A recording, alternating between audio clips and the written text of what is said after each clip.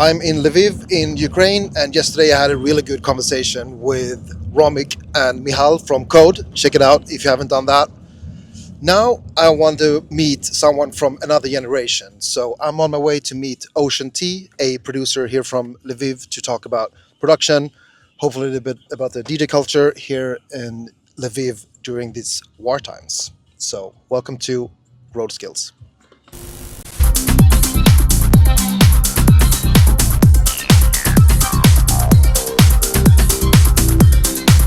I made it to the studio of Ocean T. Who are you and where are we? Oh yeah. Okay. So hi, my name is Ocean T, and I'm a local DJ and a house music producer. I would say we are currently at a very cool spot. Well, actually, it's a plant. But this plant right now serves as like a creative hub. So there are different offices, different like small manufacturers, creative studios, and so on. So this is a pretty cool place, and my studio is like right there. Should we go? Yeah. Let's go. Nice. Let's go.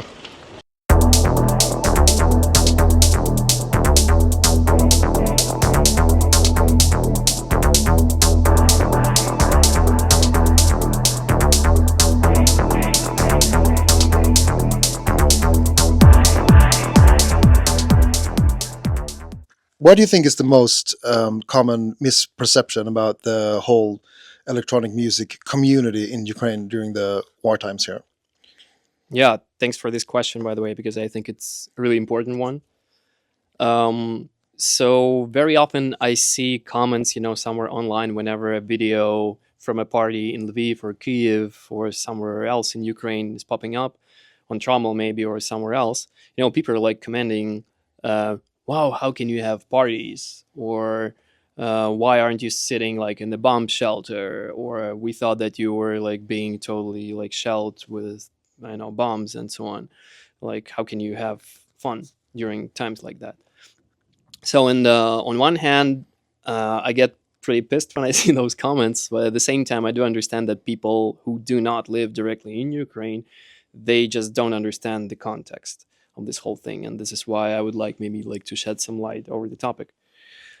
So, first of all, Ukraine is a huge country, right? So, most of the hardest like battles and the hardest impact is on the southern and eastern like part of Ukraine. So this is where the front line is. Obviously, that part of Ukraine is like being totally like annihilated, like and destroyed. So at the same time, major cities in Ukraine are being like bombed with bombs or with drones or whatever. This happens like pretty frequently, but it doesn't happen with the same intensity as the battle goes on the front lines.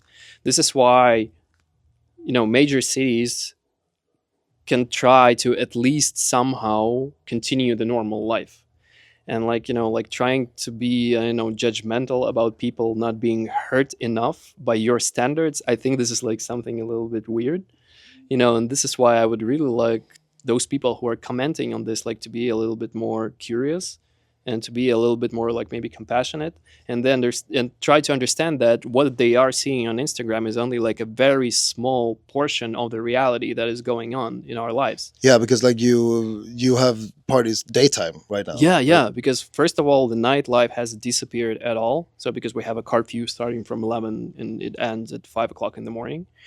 So most of the parties are either daytime, as you said, or they are just like a couple of hours in the evening. And during those couple of hours, people are really trying to vent off. They're like trying to like release all of the negative energy that they have, because apart from their everyday jobs, everyday problems with their families, relatives, and so on, like 90% of the people who attend parties, so they are trying to do something for the victory. So they are like trying to do their best to run donations. They're like trying to I don't know, like work as hard as they can to earn the money so they can once again support either their friends or relatives or someone who's like in the army and doing the actual fighting. Would you say that there is some sort of harmony? Is maybe not the right word, but collaboration between like the nightlife and the defense of the country? Oh yeah, absolutely. I think it's like very tightly integrated. Probably not only with just nightlife, but like nightlife specifically as well. So What's do you have an example of how that could be? Yeah, sure. So first of all, a lot of the members of the electronic music scene, first of all, they went directly to the front lines, to fight the enemy. That Um, is, I just have to say that it's hard for me to try to understand how that would be. Like, yeah, I don't know. It's just like unbelievable in a way to picture that, to just see like part of the nightlife just going away, yeah, and defending their country. I mean, it is. Yeah. Yeah. So part of the members of the community like went there to fight, but all the other members who are like staying here, let's say not on the front lines, so they are trying to do their best, to support not only them but of course the members of the community as well. So they're also running donation campaigns, and very often, I would say like 99% probably of the events that we have in Ukraine. So they are dedicated to some kind of goal of supporting people who are fighting. So it's either there's a goal like to buy a truck maybe for someone, or like to buy I don't know, like a couple of drones, some kind of like ammunition, like whatever, everything that helps. And that is like to specific persons or friends or in the community, Yeah, which yeah, is. it depends. Sometimes it could be like a specific person. Sometimes it could be like a battalion where a specific person is serving. So it depends. Moving into a little bit brighter side of things, what would you say is the biggest trend right now when it comes to, let's say, our side of the electronic music scene, like when it comes to like tech house, minimal, in Ukraine or in Lviv? So to be honest, I wouldn't say that there's like a specific trend going on. So still, we are kind of like trying to follow the trends, that are being said, let's say in Europe or like in neighboring like countries. We used to have like a pretty strong trend like for techno, I think. So because like this is a very like hard, energetic music, and I think you can really, express all of the negative emotions like dancing to techno and stuff like that. But once again, everything that I'm gonna say is like my personal opinion. So That's yeah, why I so want to talk to you. yeah, So so that's like my perception of stuff. So guys, don't kill me for that, please. Yeah, so but I feel that right now the trend for hard hitting music or like darker music maybe is like going off a little bit, and maybe like something which is more calmer and softer, maybe something more soulful, is rising up in the trend. that's So interesting. It feels like it's going the complete opposite direction in the rest of Europe for a couple of years now. Maybe this is the maybe this is where we see things changing here. yeah, I'm not sure. Maybe it has to do something with the kind of like emotional state of people here. So because on one hand, like I said, you can use like a hard hitting music like to relieve all the negative emotions, but at the same time, you can't like listen to something really hard banging all of the time when you're stressed. Yeah. Yeah, so if you're stressed like most of the time, like most of the Ukrainians are, to be honest. So I think you would probably strive for something a little bit softer. At least like this is what I'm, Yeah. striving for right now. Yeah, I mean, even within the techno sound, I mean, I always hear like when I'm traveling, like I'm asking the promoters like, what are the thing in your city right now? Everyone is saying like, yeah, the techno just hits hard here. And then I'm always thinking like it becomes like techno is almost like a word you use for something which is not something that you can't relate to. But I always feel like there's so many different styles and vibes within the techno music too. And for me personally, again, like the personal view is that as long as it's like rhythmic and there's like a groove that you can cling on to, I feel that there's so much more interesting realms within the techno side of things too. I mean, I had a really sort of like eye-opening experience on New Year's Eve. I was in Georgia, Hmm. in Bassiani, Oh yeah, which is like famous for the hard yes. music. And when I came in, it was really like hard hitting. It was like almost like, I wouldn't say hard style, but towards that side. And then the DJ after, I can't remember the name, just took it down a little bit and just started to play actually groovy stuff. Hmm. And that was like such a moment for me, when the techno music actually invited me to really like dance, and it was not like banging. Um, Yeah. so yeah, I can see that, Hmm. happening actually. Yeah, but at the same time, so I think the electronic music scene in Ukraine is very diverse. So there are like a lot of different, vibes you can catch anywhere, like techie, deeper stuff, more banging stuff, more soulful stuff. So it's pretty great. Yeah. I mean, I remember the first music influence I had of Ukraine was probably like 15 years ago. Was when this like hard bass thing was was like all over the internet. Yeah. Probably like those Slavs in Absolutely, squatting. Yeah, yeah, yeah. like And it was, I think, in actually, it was from tracksuit. Lviv. They were like Maybe, dancing in the yeah. streets and stuff like Yeah, that. there's like. Early early impressions for me. I see that with my own eyes now. It's not like that.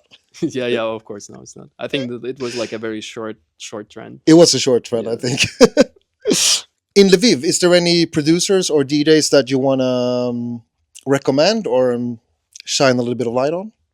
Yeah, so I'm definitely gonna forget someone. So guys, Oh please yeah, don't kill me like for that. you can write me like a note later Yeah, when maybe you have I'll the write the time to think note. Yeah, about but it. definitely, of course, I can mention a couple of my friends. So obviously, so Darko Listen, who writes for Trammel, is like my all-time friend and a partner in crime.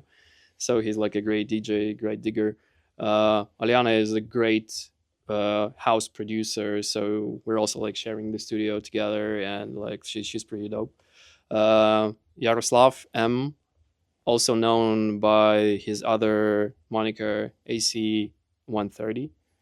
Yeah, he's pretty cool. Guys from the promo group Solid, so they're really great. Um, I'm definitely forgetting someone, so but I'm like naming right now only like the close friends that I can remember in the moment. So please forgive me if I didn't It is mention hard. anyone, but It's impossible. I'm sorry to put you on that spot. Yesterday, I was actually at the dinner, and the guys who we were there with asked, "So, what kind of famous things is there from Sweden?" And uh, IKEA, ABBA. yeah, I wanted to like, if you would just like ask me this like 1 hour ago, and I can bring you a solid list of yeah, things. absolutely, I guess. Avicii. I don't know, Yeah. but well, you forgot to mention yourself actually. Ah, I know that you have a release just coming out. Is it out or yeah, it's already out. on So which label? it's out on KMA60 sub-label Prospectiva. Yeah, so this is my first appearance on that label. So I had a previous release on Brothers label, courtesy of Balance. Oh, nice. Yeah, so I had a split with a buddy of mine in there, Sasha Pervuchin, by the way. A shout out to him as well. So he's not in Lviv right now at the moment, but he also worth the mention, I think. Yeah, but this release, it's a pretty cool one because I think I stepped out of the boundaries that I usually put for myself. Because I'm leaning more towards like a deeper probably vibe, more dreamier usually. So, but within this release, I decided to do something more dance floor oriented, which is a little bit out of my comfort zone. But at the same time, I wanted like to keep, my personal flavor there. Cool. Yeah, I listened to the record. Spoiler, and yeah, I can see what you're talking about there. I mean, I've been listening to your music for quite some time, and when I just checked on DJ De Air, and I just skip into the A1, and you immediately hear like the drums and the energy and the bass and the two. Yeah, well, I just immediately want to hear more because like I skip 1 minute in, and then I'm like, this is interesting, Mm. and then the synth comes in, and then there's an answer to that synth, and they just sort of like talk to each other Oh there. yeah, the dialogue thing is like one of my favorite stuff. I really like Cool. implementing that. So how did you produce the record here in this studio or? Well, I did, but like partially. So I'm gonna be honest, like probably like the majority of the release, like 60-70%, I released like lying in bed. Not released, sorry, produced like lying in bed. Just when you woke up, Yeah. or when you were just about to go to sleep? It's it depends. Sometimes it's like before sleep. Sometimes when I wake up, if it's You like have a a good day night's off. sleep after falling in sleep while Yeah, producing. yeah. But the funny thing, like fun fact about the A1 track, so which is like probably the most powerful one. So I wrote this one during a period of massive blackouts in Ukraine. Wow. So the energy system, like in Lviv region and all of the other regions in Ukraine, was like totally fucked up. So we didn't have any lights. So the city was dark. It was 30, like 235 degrees Celsius outside, so it was like during summertime. The AC was not working at all. Oof, that's So maybe even the most toughest thing with having a yeah, it blackout. was. I was sweating in the bed. Like my laptop was charged fully because we already learned, to charge all of the things all of the time. You have to be prepared. So, but it gave me some kind of edge. It was like a very weird vibe, and the track just was born. Well, I wish. Well, I didn't don't wish that, but I rarely have any story like that for Yeah, my productions. I was in the studio. It was a Tuesday. I had a cup of coffee.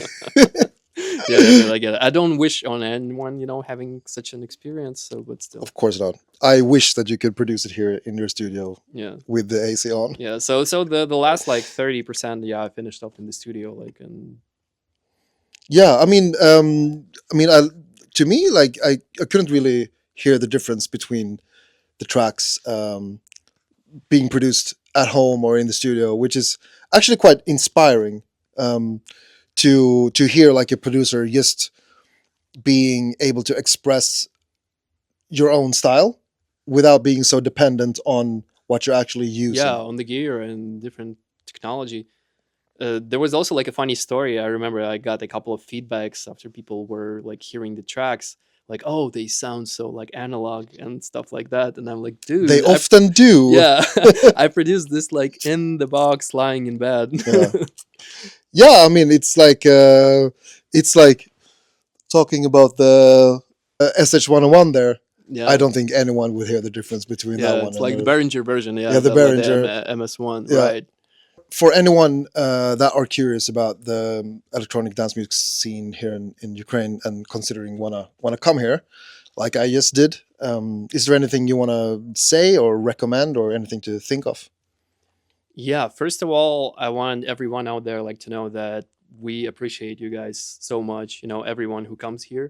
So because we know that you probably have a different perception of how things are here, I and definitely had. I have to yeah. say, like I didn't expect much of Yeah, these yeah. things. So, and I wouldn't say that it's like 100% safe because I'm not gonna lie, but I promise you that if you are invited here, you're invited here like for a reason, and people who invite you here, they take like responsibility for what they're doing, so they wouldn't put anyone in danger. So, the our city like is not on the front line, right? So we're like closer to Polish border, so it's much safer than in all the other cities. So, but I also remember we had a great experience like with Alexander Skanke, who played last year, Alec Falconer, Hatzfali from Georgia, Antoine from Paris, and Antoine. We also, yeah, hang out, and it was like really cool. And I think they really enjoyed the experience as far as I remember. Um, they also mentioned that it was like a very humbling experience. So at the same time, I'm pretty sure that their expectations were totally different. So if you come here, everyone would really appreciate it like so much you because this means a lot to us. We're like feeling supported, validated, and we know that we're not like left alone. In this whole thing. Yeah, and for anyone that want to support the music scene or yeah, well, the defense of your country that doesn't have the possibility to actually come here, is there anything that they can do? Well, I want to say that probably if you see a donation campaign where you can like donate and contribute, that would be great. So, but at the same time, if you can join any kind of like demonstrations, especially in Europe, if you can talk to your government about how it is important to support Ukraine. So, because I think Europe has not yet really woken up fully to the understanding of the danger that is potentially coming there. So talking to your governments, like trying to understand why it is important, to support those who are trying to fight the Russians off. Also trying to be curious and trying to be critical. So because Russian propaganda is very strong, and like trying to fight off Russian propaganda as much as possible. So because it's very tricky, it has put its roots very deep. And sometimes, to be honest, I see some very weird statements from the representatives so far seen. Some people do it consciously, some people do it unconsciously. At least like try to be a little bit more skeptical and critical about things, because Russian propaganda always tries to paint everything gray, but this situation it's like black and white. It's not gray. I can really just say the same. Like there is, when you come here, if you come here, you run out of questions. Like you don't have to question anything anymore. You just see everything as it is. And I just wish for people to be able to see the whole picture without having this shades of gray. Because Yeah. I agree, like there is none. Like there is a truth and there is a non-truth, and here you immediately see what's going on. Yeah, And and maybe the last thing that I would add, it's probably for all the promoters out there like in Europe, it's like maybe this is not something that is going to directly help Ukrainian nightlife, but if you are very picky about who you put on the lineups, that would really help. So because if you're like putting, Russians or someone who is disguising themselves as not being Russian but is like really Russian and has like all the Russian roots and like is tied to Russia together, like let's say with Ukrainians, like this is something, a bit questionable. yeah, cool. Thank you so much for taking the time here, and I really hope to be back soon. And I hope that we can go back to having a normal electronic dance scene here in your country. Thank you so much, bro. It was such a pleasure talking to you. Great. Sweet.